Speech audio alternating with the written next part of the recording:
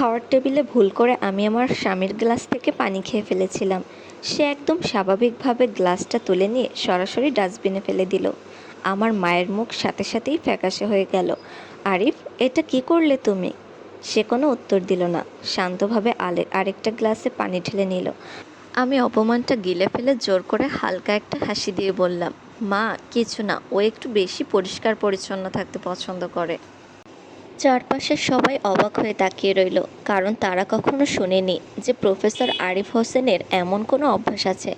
কিন্তু আমি জানি এই সূচিবায়ু শুধু আমার জন্যই বরাদ্দ। লালবাতি জ্বলে উঠলে যেমন গাড়ি থেমে যায়, আমার প্রতি আরিফের আবেগও ঠিক তেমনই কোথাও একটা থমকে আছে। বাসায় ফেরার পুরোটা পথ আরিফ একটা শব্দ উচ্চারণ করেনি। গাড়ির ভেতরে এসির যান্ত্রিক শব্দ ছাড়া আর কিছু শোনা যাচ্ছিল না। জানালার বাইরের ল্যাম্পপোস্টের আলোগুলো দ্রুত পেছনে সরে যাচ্ছে, ঠিক যেন আমার জীবনের শেষ কয়েকটা বছর। আরিফ যখন ড্রাইভ করে তখন তার চোয়াল শক্ত থাকে। সে সামনের রাস্তার দিকে এমনভাবে তাকিয়ে থাকে যেন সেখানে তার পরম আরাধ্য কোনো সত্য লুকিয়ে আছে। তার পাশে বসে থাকা আমি সম্ভবত তার গাড়ির ড্যাশবোর্ডে রাখা কোনো নিষ্প্রাণ শোপেজ। মাঝপথে ফোনের স্ক্রিনটা জ্বলে উঠল, মায়ের মেসেজ। মা, তুই কি এতদিন কষ্টে ছিলি? বুকের ভেতরটা হঠাৎ হু হু করে উঠল। কষ্ট, এই শব্দটা কি আমার জীবনের সাথে খাপ খায়? আরিফ আমাকে প্রাচুর্য দিয়েছে, তার বেতনের পুরো টাকাটা মাসের 1 তারিখে আমার হাতে তুলে দেয়। আমাকে কখনো খরচের হিসাব দিতে হয় না। কিন্তু এই প্রাচুর্যের আড়ালে যে মরুভূমি আছে সেটা মা আজ প্রথম টের পেলেন। গত 3-4 বছরে আরিফ আমাকে একটা গোলাপ ফুলও কিনে দেয়নি। ঈদ বা বিবাহবার্ষিকীতে তার বরাদ্দকৃত বাক্য একটাই, যা লাগবে নিজেই কিনে নাও, আমি এসব আদিক্ষেতা বুঝি না। আমি টাইপ করলাম, মা, কিছু না, ওর প্রমোশনের চাপ চলছে, আমি ভালো আছি। মিথ্যে বলতে বলতে আমি এখন দক্ষ অভিনেতা, অথচ আয়নার সামনে দাঁড়ালে নিজের চোখের নিচের কালচে দাগগুলো বলে দেয় আমি ভালো নেই। বাসায় ঢুকেই আরিফ সরাসরি চলে গেল ড্রয়িং রুমের পাশের ছোট্ট ঘরটায়। ওটা এখন লোনার ঘর। লোনা হচ্ছে আরিফের প্রিয় ছাত্রী কিয়ারার বিড়াল। কিয়ারা যখন বিদেশে যাওয়ার কথা বলছিল তখন আরিফ নিজে যে লোনাকে আমাদের বাসায় রাখার প্রস্তাব দিয়েছিল। অথচ আমি যখন একবার একটা বারান্দায় বাগান করতে চেয়েছিলাম, সে সরাসরি নাকচ করে দিয়ে বলেছিল কাদামাটি আমার সহ্য হয় না। আমি দরজার আড়ালে দাঁড়িয়ে দেখলাম আরিফ খুব যত্ন করে লুনাকে কোলে তুলে নিচ্ছে। তার মুখে সেই দুর্লভ হাসি যা আমি গত 1 বছরে দেখিনি। সে বিড়ালটার কানে কানে কী যেন বলছে। যে মানুষটা আমি ভুল করে তাকে ছুঁয়ে ফেললে সাবান দিয়ে হাত ধুতে যায়, সেই মানুষটাই একটা পশুর লোমে মুখ ঘষছে। আমার মনে পড়ল 3 বছর আগের সেই অভিশপ্ত রাতের কথা। হাসপাতালের সাদা বিছানায় যখন আমি আমার অনাগত সন্তানকে হারানোর যন্ত্রণায় ছটফট করছিলাম, আরিফ তখন পাশের চেয়ারে বসে ল্যাপটপ আর রিসার্চ পেপার ঠিক করছিল। আমি তার হাতটা ধরতে চেয়েছিলাম, সে আলতো করে হাতটা সরিয়ে নিয়ে বলেছিল, কাদাকাটি করে শরীর আরও খারাপ করো না। আর শোনো, আমি আসলে বাবা হতে চাইনি, হয়তো যা হয়েছে ভালোই হয়েছে। সেই দিন আমার ভেতরকার একটা অংশ মরে গিয়েছিল। আজ লোনার প্রতি তার মমতা দেখে সেই মৃত অংশটা আবার চিৎকার করে কাঁদতে চাইল। লোনা, মাম্মাকে হাই বলো। আমি ঘরে ঢুকে শান্ত গলায় বললাম। আরিফ সাথে সাথে ফিরে তাকালো। তার চোখের সেই কোমলতা মুহূর্তেই কঠোরতায় রূপ নিল। তুমি এখানে কেন? আমি বলেছি না লোনা অপরিচিত মানুষ দেখলে ভয় পায়, তুমি বাইরে যাও। আমি নড়লাম না, শক্ত হয়ে দাঁড়িয়ে বললাম, এই বাসাটা আমারও আরিফ। আর লোনার জন্য যে রুমটা তুমি ছেড়ে দিয়েছো ওটা আমাদের বাচ্চার জন্য ডিজাইন করা হয়েছিল, মনে আছে? আরিফ বিড়ালটাকে নিচে নামিয়ে রাখলো, তারপর ধীর পায়ে আমার সামনে এসে দাঁড়ালো। তার গায়ের সেই চিরচেনা পারফিউমের ঘ্রাণ আমার নাকে এলো, যা একসময় আমাকে মুগ্ধ করত। কিন্তু আজ সেই ঘ্রাণে কেবল অবহেলার গন্ধ।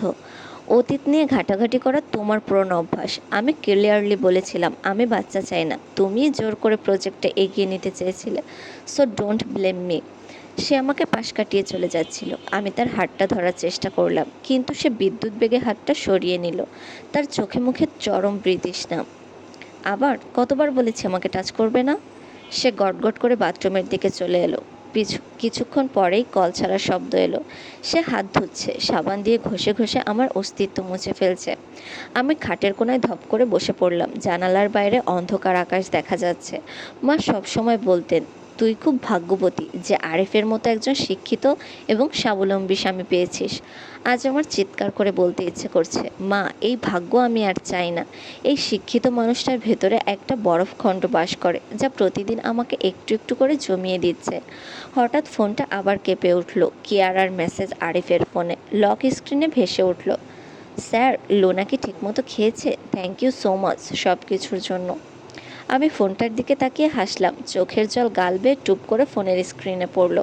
আরিফ বাথরুম থেকে বেরিয়ে এসে তোয়ালে দিয়ে হাত মুছতে মুছতে বলল, কাল সকালে কিয়ারা আসবে লোনাকে দেখতে। ঘরটা যেন পরিষ্কার থাকে, ওর যেন কোনো অসুবিধা না হয়। আমি কোনো উত্তর দিলাম না, শুধু মনে মনে বললাম, কালকের সকালটা অন্যরকম হবে আরিফ, অনেক বেশি অন্যরকম। রাত ৩টা, পুরো শহর যখন গভীর ঘুমে আচ্ছন্ন, আমার চোখের পাতায় তখন এক ফোঁটা ঘুম নেই। পাশের বাড়ি সে আরিফ নিশ্চিন্তে ঘুমাচ্ছে। মানুষটা ঘুমের মধ্যেও কেমন যেন পরিপাটি, ঠিক যেন কোনো মেপে রাখা জ্যামিতিক নকশা। অথচ আমার ভেতরটা তখন এক তছনছ হয়ে যাওয়া ধ্বংসস্তূপ। মাঝে মধ্যে মনে হয়, এই যে মানুষটা আমার পাশে শুয়ে আছে, সে কি আসলেই রক্ত মাংসের মানুষ, নাকি পাথরে খোদাই করা কোনো এক মূর্তি, যার ভেতর কোনো হৃস্পন্দন নেই। সকাল হতেই কিয়ারার আগমনে ঘরটা মুখরিত হয়ে উঠল। কিয়ারা আরিফের সবচেয়ে উজ্জ্বল ছাত্রী, সুন্দরী, চঞ্চল এবং কথা বলতে পটু। সে ঘরে ঢুকেই কলকল করে কথা বলতে শুরু করলো।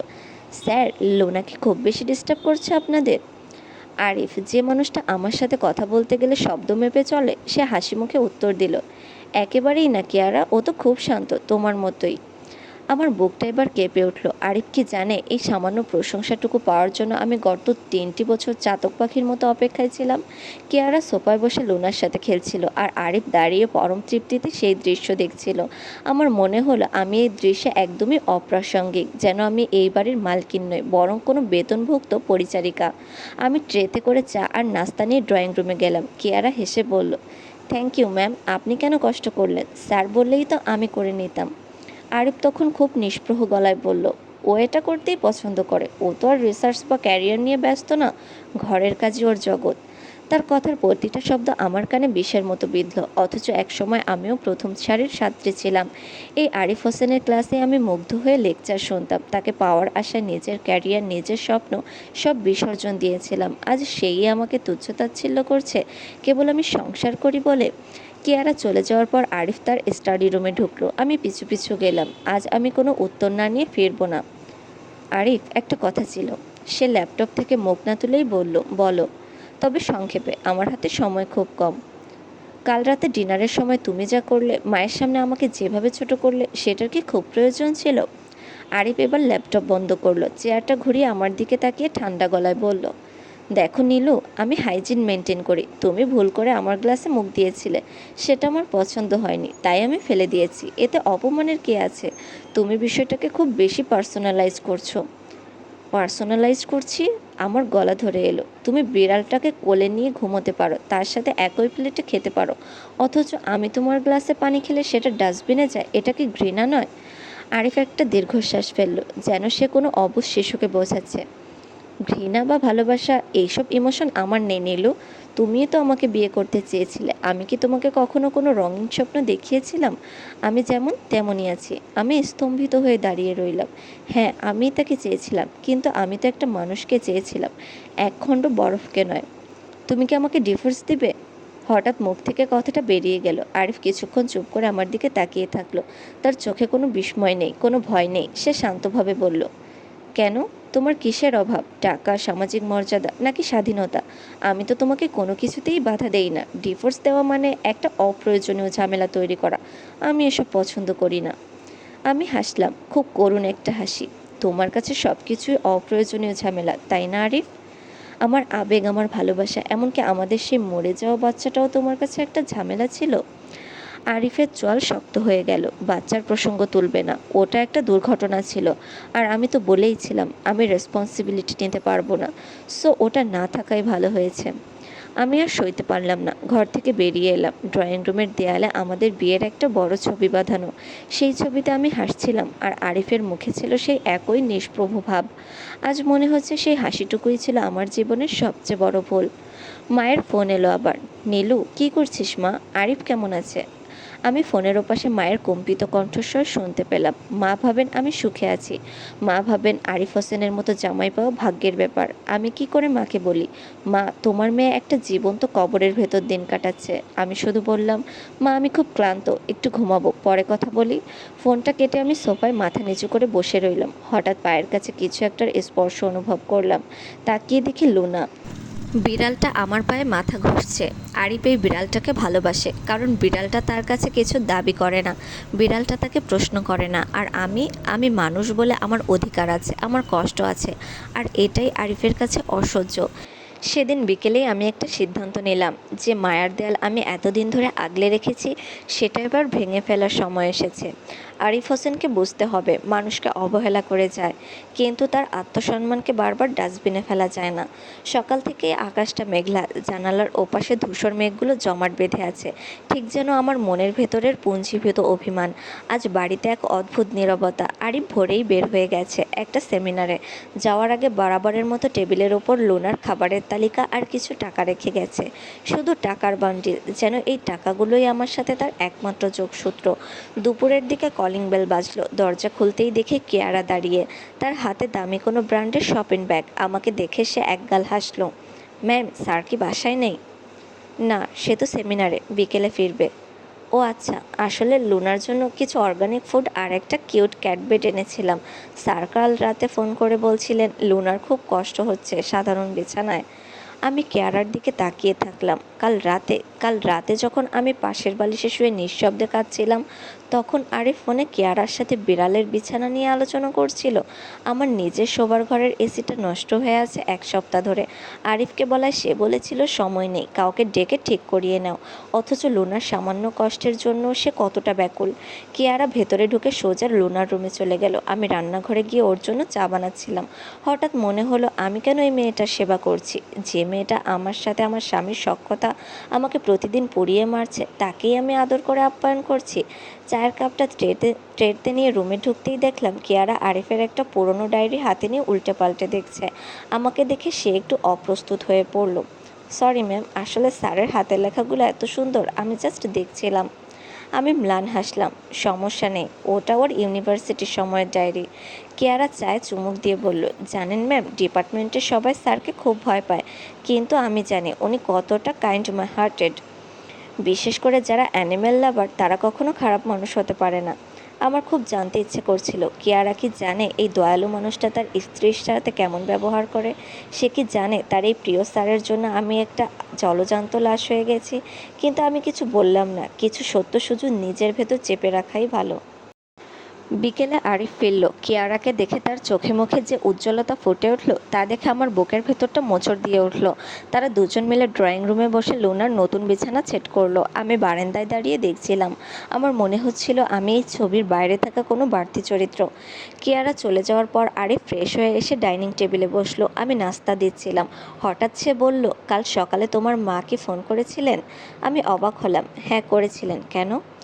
উনি আমার অফিসে ফোন করেছিলেন আজ। বলেছিলেন তোমার মন নাকি খুব খারাপ।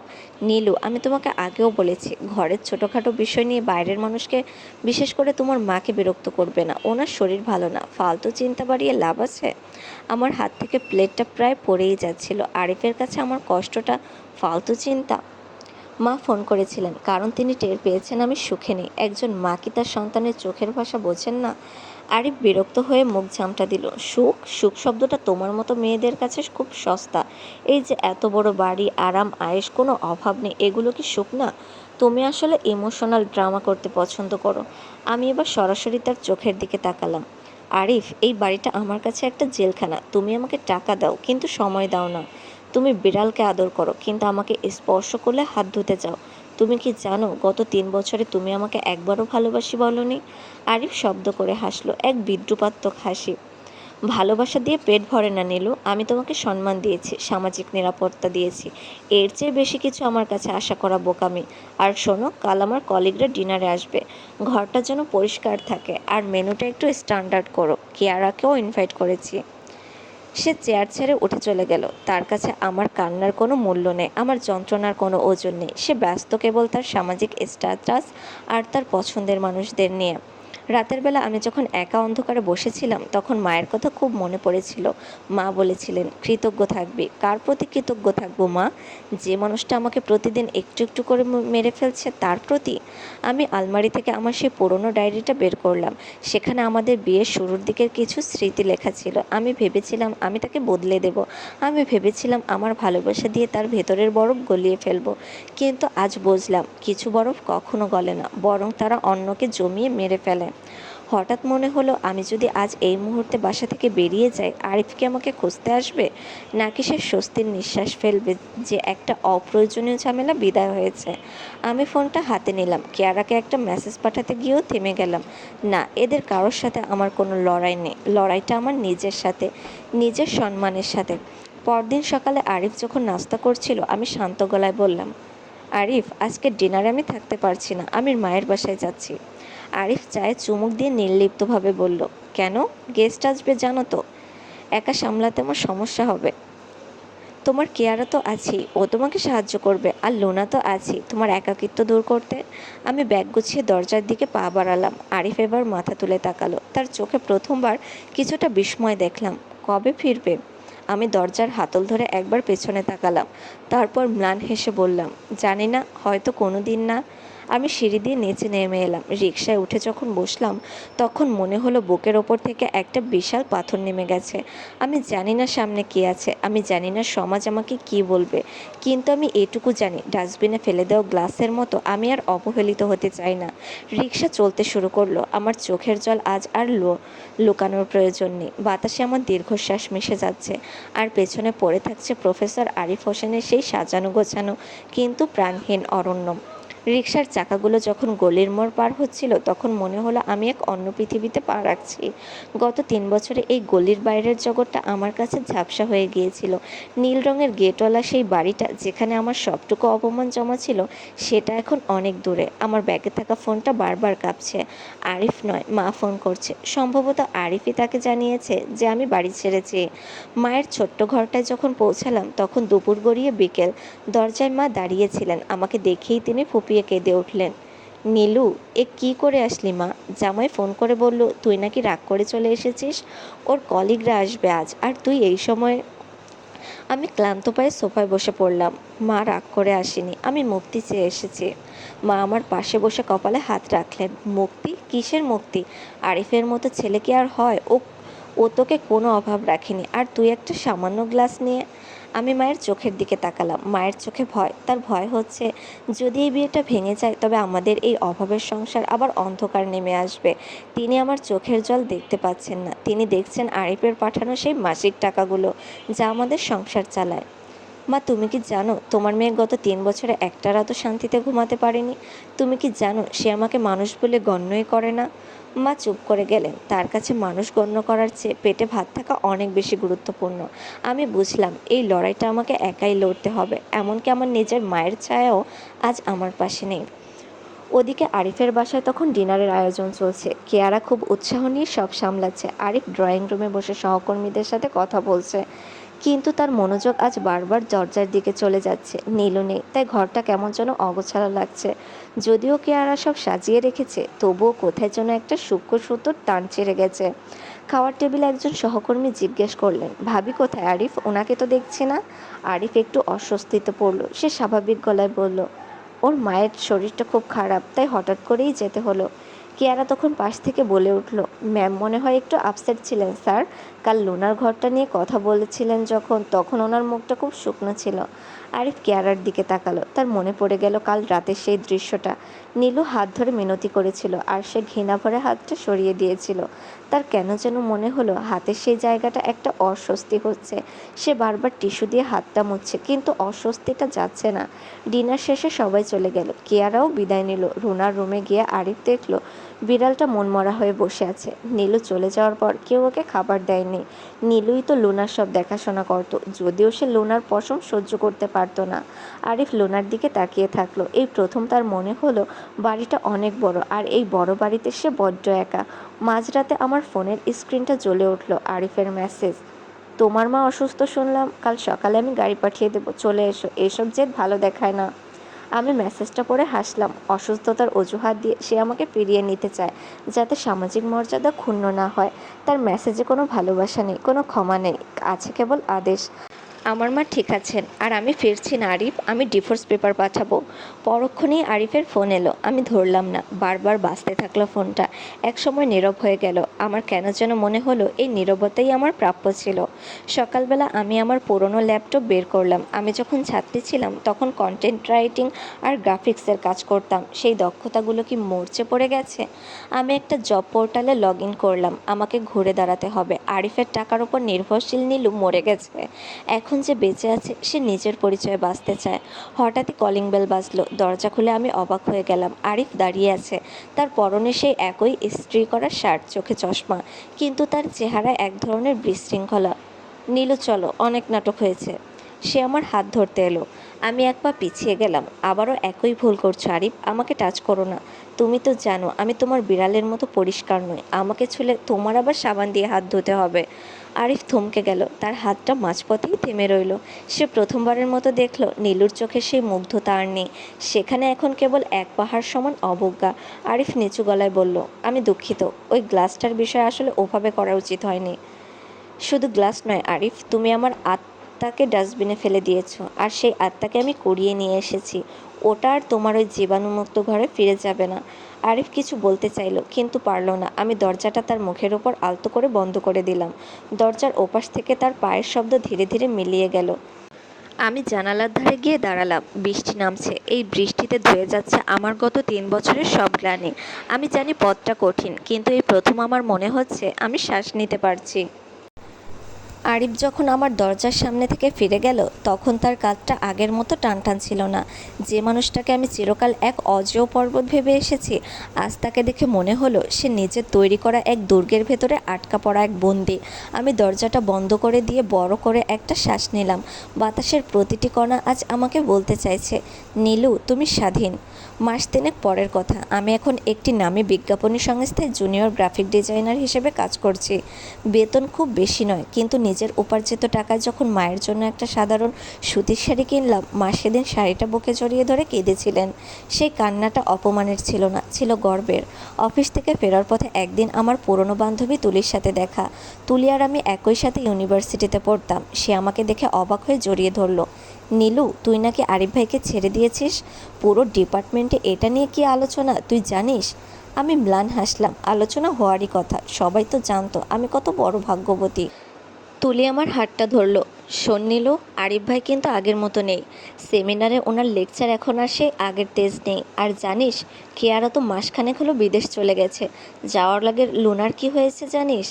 আমার বুকের ভেতরটা একটু খচখচ করে উঠল। আমি নিজেকে সামলে নিয়ে বললাম, কি হয়েছে? কেয়ারা লুনার দায়িত্ব নেয়নি। আরিফ ভাই নাকি বিড়ালটাকে নিয়ে একা ওই বড় বাড়িতে থাকছে। লোকটা নাকি একদম চুপচাপ হয়ে গেছে। আমি কথা বাড়ালাম না। লুনার জন্য খারাপ লাগলো, কিন্তু আরিফের জন্য না। তার জন্য আমার হৃদয়ে এখন আর কোনো সহানুভূতি অবশিষ্ট নেই।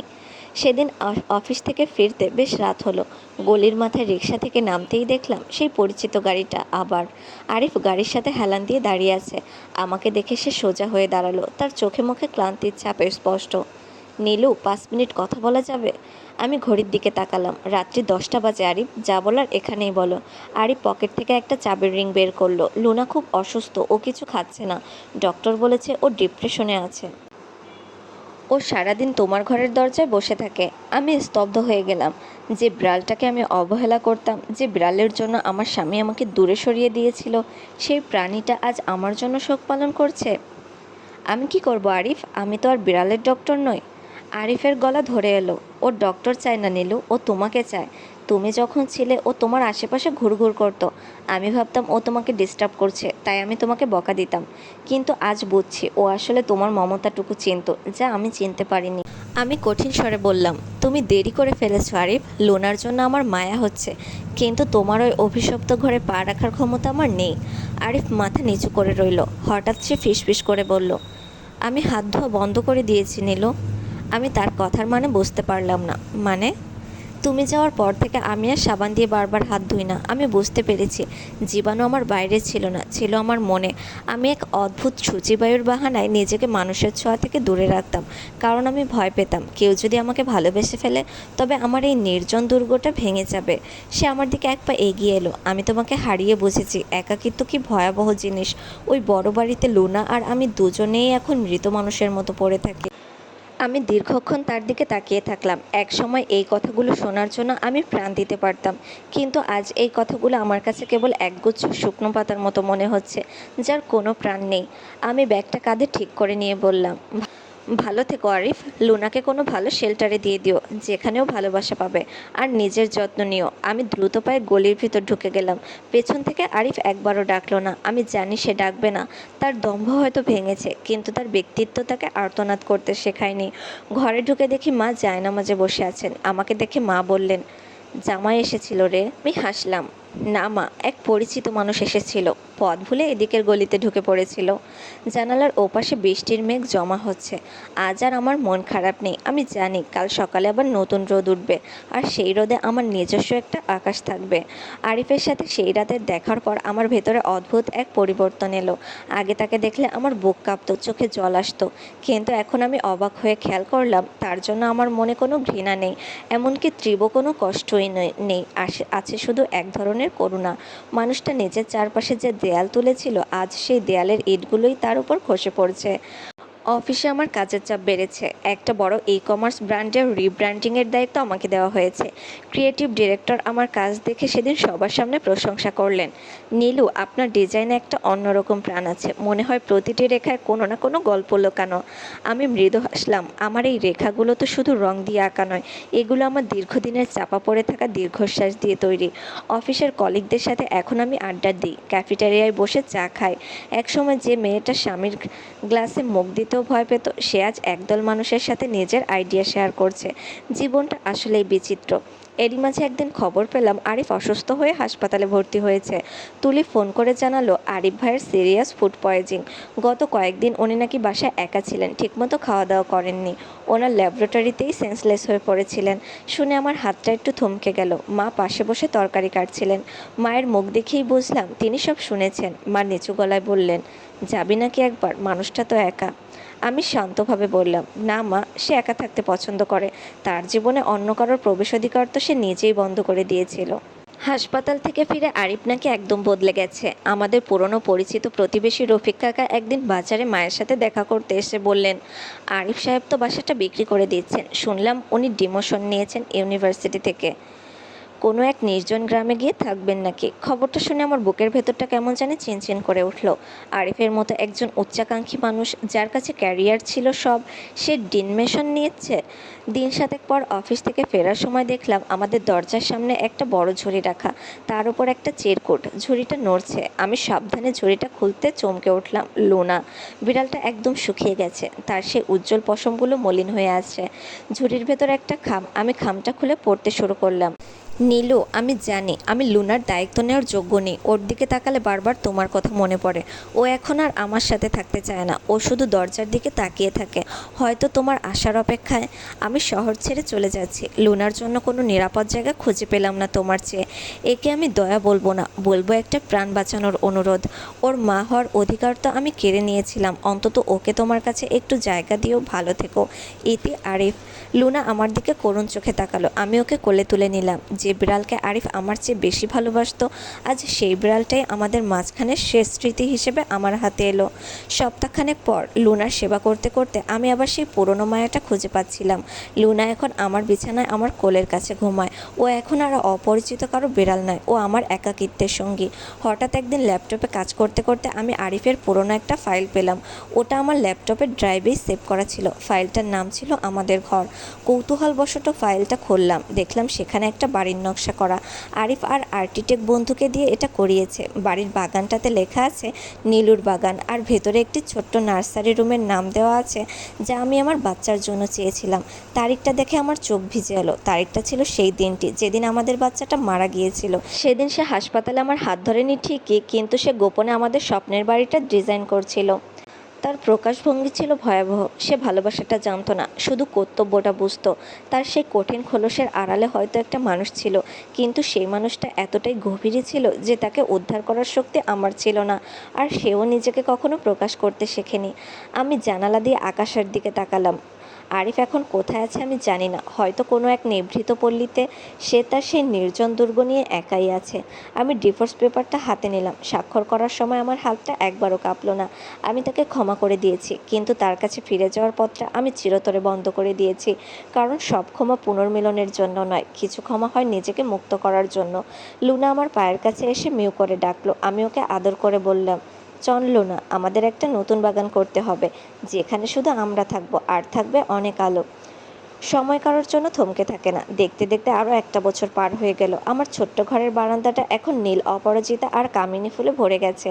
যে কাদামাটি আরিফ সহ্য করতে পারতো না, আজ সেই মাটির ঘ্রাণই আমাদের বেঁচে থাকার রসদ। লুনার শরীর এখন বেশ লুষ্টপুষ্ট। সে এখন আমার বারান্দার বাগানের একছত্র অধিপত্য। আমার ক্যারিয়ার এখন তুঙ্গে। আমি এখন আর শুধু গ্রাফিক ডিজাইনার নই, আমি একটি ডিজাইন এজেন্সির আর্ট ডিরেক্টর।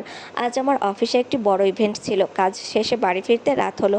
কলিং বেল বাজতেই মা দরজা খুললেন। মায়ের হাতে একটা সুন্দর মাটির টব, তাতে একটা ছোট্ট বকুল ফুলের চারা।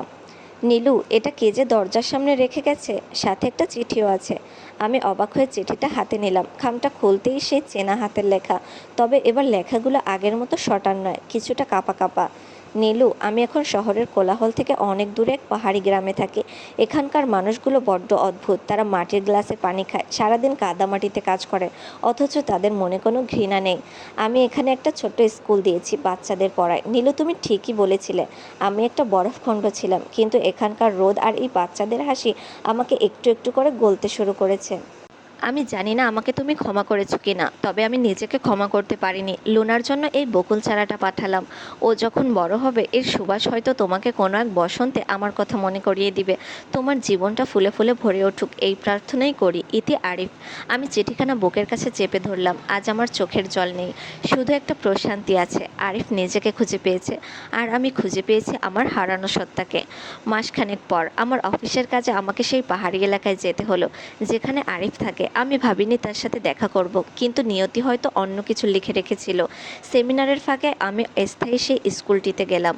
দূর থেকে দেখলাম একজন মানুষ সাদা পায়জামা আর পাঞ্জাবি পরে বটতলায় একদম বাচ্চাদের সাথে বসে আছে। তার চশমাটা নাকের ডগায় ঝুলে আছে।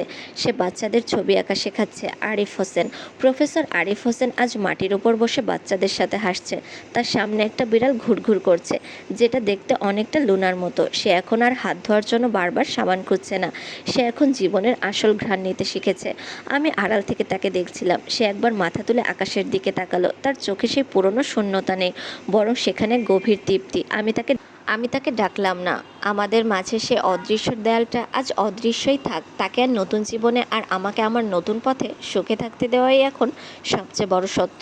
বাড়ি ফিরে আমি ডায়েরির শেষ পাতায় লিখলাম, জীবন মানে শুধু টিকে থাকা নয়, জীবন মানে অনুভব করা। কেউ হাত ধুয়ে পবিত্র হতে চায়, আর কেউ হৃদয়ের মায়া নিয়ে পবিত্র হয়। রাতে লুনার পাশে শুয়ে আমি জানালার বাইরে তাকালাম। আকাশে আজ একটা উজ্জ্বল চাঁদ উঠেছে। আমি জানি অনেক দূরে কোনো এক পাহাড়ি গ্রামে আরিফও হয়তো এখন এই চাঁদটার দিকেই তাকিয়ে আছে। আমরা এক ছাদের নিচে নেই, কিন্তু আমরা এখন একই আকাশের নিচে শান্তিতে আছি।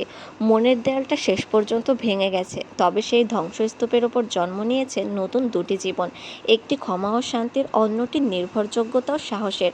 আমি চোখ বুজলাম, কাল সকালে আমাকে আবার কাজে বেরোতে হবে। আমার নিজের গড়া পৃথিবীটা এখন অনেক সুন্দর, অনেক বেশি রঙিন। শীতের সকাল, কুয়াশার চাদরে ঢাকা পাহাড়ের চূড়ায় যখন ভোরের প্রথম আলো এসে পড়ল, আমার মনে হলো এই আলোর নামই মুক্তি।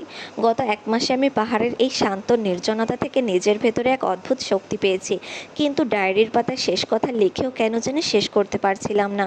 লুনার সেই মায়াবী ডাক আর বকুল চারার সুবাস আমাকে বারবার টানছিল এক অসম্পূর্ণতার দিকে। আমি আজ আরিফের স্কুলের সামনে দাঁড়িয়েছিলাম। বাচ্চারা ছুটি পেয়ে হৈ হৈ করে বেরিয়ে যাচ্ছে। আরিফ তখন টেবিলের ওপর ঝুঁকে পড়ে কী যেন গোছাচ্ছিল। আমি ধীর পায়ে ভেতরে ঢুকলাম। মেঝের ওপর ধুলোবালি, দেয়ালে বাচ্চাদের আঁকা এলোমেলো ছবি। আরিফ মাথা না তুলেই বলল, পড়া তো শেষ, তোমরা আবার কেন এসেছো? আমি কোনো উত্তর দিলাম না। সে এবার মাথা তুলল। চশমার কাচের আড়ালে তার চোখ দুটো বিস্ময়ে স্থির হয়ে গেল। নীলু, তুমি তুমি এখানে? আমি ম্লান হাসলাম। লুনা খুব কান্নাকাটি করছিল। তোমার পাঠানো বকুল গাছটা কেন জানি বড় হচ্ছে না। হয়তো হয়তো ওটার আসল যত্ন নিতে যে জানতো তাকে ওর দরকার। আরিফ চেয়ার ছেড়ে উঠে দাঁড়ালো। সে এবার কাছে এলো না, আগের মতোই দূরত্ব বজায় রাখলো। কিন্তু সেই দূরত্বে আজ ঘৃণা ছিল না, ছিল একরাশ সংকোচ। আমি ভাবিনি তুমি আসবে, আমি তো সবকিছু শেষ করে দিয়েছিলাম। সবকিছু কি শেষ করা যায় আরিফ? আমি টেবিলের ধুলোবালি মাখা ছবিগুলোর দিকে হাত বাড়িয়ে দিলাম। তুমি জীবাণুমুক্ত হাতে চেয়েছিলে, কিন্তু জীবন তো জীবাণু ছাড়া হয় না। এই ধুলো, এই কাদা, এই আবেগ, এগুলোই তো মানুষ হওয়ার প্রমাণ। তুমি কি নিজেকে ক্ষমা করতে পেরেছো? আরিফ এবার আমার খুব কাছে এসে দাঁড়ালো। আমি খেয়াল করলাম তার পাঞ্জাবির হাতায় রঙের দাগ লেগে আছে, আর সেই অতি পরিষ্কার হাতের নখগুলোতে আজ মাটির কণা। সে কাপা গলায় বলল, নীলু, আমি যখন হাত ধুতাম তখন আসলে আমি আমার ভেতরের অপরাধ বোধ ধোয়ার চেষ্টা করতাম। আমি নিজেকে খুব একা ভাবতাম, তাই কাউকে কাছে আসতে দিতাম না। আমি জানতাম না যে ভালোবাসা স্পর্শে নয়, অনুভবে থাকে। সে হঠাৎ আমার সামনে হাঁটু গেড়ে বসলো। প্রফেসর আরিফ হোসেন, যার দম্ভে একসময় আকাশ কাঁপত, সে আজ এক সাধারণ নারীর সামনে নতজানু। নীলু, আমি তোমার হারিয়ে যাওয়া বাচ্চাটার জন্য ক্ষমা চাইছি। আমি আমার ওই রোবটের মতো আচরণের জন্য ক্ষমা চাইছি। তুমি কি আমাকে একবার সুযোগ দেবে? এবার কোনো দেয়াল থাকবে না, কোনো গ্লাস ফেলে দেওয়া হবে না। আমাদের ছোট্ট বাসায় গ্লাস থাকবে একটাই, আমরা দুজনে একই গ্লাসে জীবনের অমৃত ভাগ করে নেব। আমার চোখ দিয়ে জল গড়িয়ে পড়ল। এই সেই মানুষ যাকে আমি ঘৃণা করতে চেয়েছিলাম, কিন্তু আজ তার এই রূপ দেখে আমার মনে হলো প্রতিটি মানুষের ভেতরেই একটা ভালো মানুষ থাকে, শুধু তাকে জাগিয়ে তোলার জন্য কঠিন আঘাতের প্রয়োজন হয়। আমি তার হাতটা ধরলাম। এবার সে হাত সরিয়ে নিল না, সে শক্ত করে আমার আঙুলগুলো আঁকড়ে ধরল। তার হাতের সেই উষ্ণতা আমার হৃদয়ে জমে থাকা শেষ বরফটুকুও গলিয়ে দিল। বাড়ি চলো আরিফ, লুনা অপেক্ষা করছে। আর মা, মা আজও নামাজ পড়ে তোমার কথা জিজ্ঞেস করেন। আরিফ হাসলো, সে প্রথম এক স্বস্তির হাসি। আমরা পাহাড়ি রাস্তা থেকে নিচে নেমে আসছিলাম। কুয়াশা কেটে গিয়ে রোদ উঠছে। আমি জানি আমাদের জীবনে আবার সমস্যা আসবে, তর্ক হবে, কিন্তু এবার আমাদের মাঝখানে কোনো অদৃশ্য দেয়াল থাকবে না। এবার আমরা একে অপরের হাত ধরে সেই দেয়ালগুলো ভেঙে ফেলব। বিকেলে যখন আমরা ঢাকা ফেরার বাসে উঠলাম মায়ের সাথে দেখা করার জন্য, আরিফ আমার কাঁধে মাথা রাখলো। আমি জানালার বাইরে তাকিয়ে ভাবছিলাম, ভালোবাসা মানে শুধু একসাথে থাকা নয়, ভালোবাসা মানে একে অপরকে বদলে দেওয়ার সাহস রাখা। আমাদের মনের দেয়াল আজ ধূলিসাৎ হয়েছে, আর সেই জায়গায় গড়ে উঠেছে এক নতুন বিশ্বাসের ঘর, যেখানে ভুল করে গ্লাসে পানি খেয়ে ফেললে আর কেউ গ্লাসটা ডাস্টবিনে ফেলে দিবে না, বরং হাসি মুখে বাকি পানিটুকু নিজেই খেয়ে নিবে।